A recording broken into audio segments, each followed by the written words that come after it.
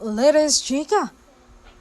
Pasimpleng ibinigay ni Direk Cathy Molina Sampana pagiging sweet ni Donnie at Belle sa set ng kanilang reunion movie na Tayo sa Wakas. Ni Direk, nako po yung dalawa, excited magtrabaho dahil magkasama sila, holding hands dyan, subuan dyan, PDA dyan.